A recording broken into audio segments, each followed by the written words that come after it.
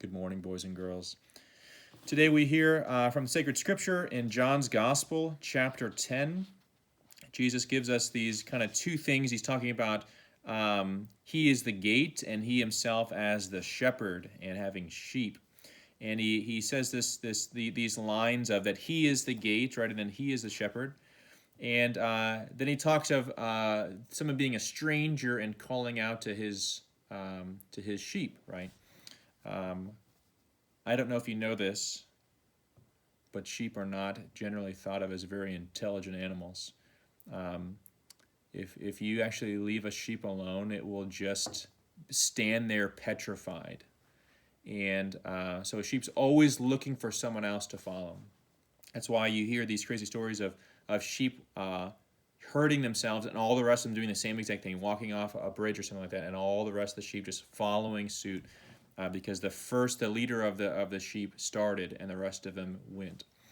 But sheep also have a very unique ability to hear a distinct sound and separate it from all the other sounds. So, if you ever get to go to a pasturing area and see a whole bunch of sheep in one area, you'll be able to see the shepherd, the person who's in charge of them, who owns them.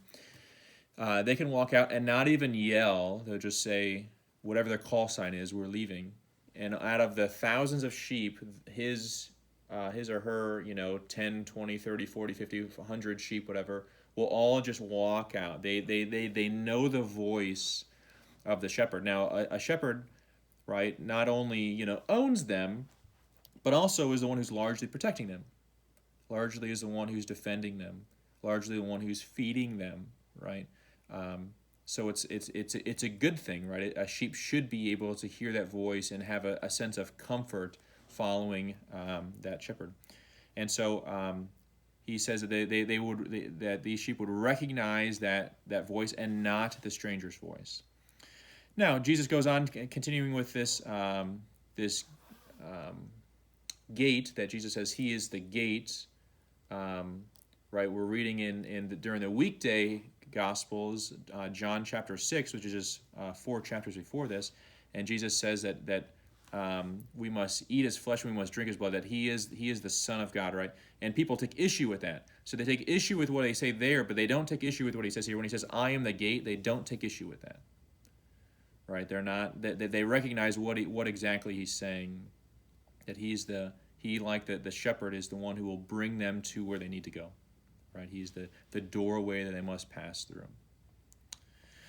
So as we're on this fourth Sunday of Easter in this very unique year, I think it's a good chance for you and I to ask, what voices do I hear? Not in the crazy sense of angels or spirits or whatever.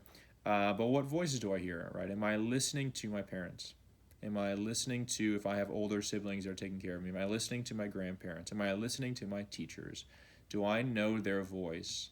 Because it's ultimately through them that, right, they have this desire to protect you, to defend you, to help you, to feed you. Right? Am I listening to them in a way that a sheep is going to listen to its shepherd? Right? You're far more intelligent than those sheep. Far more intelligent than those sheep.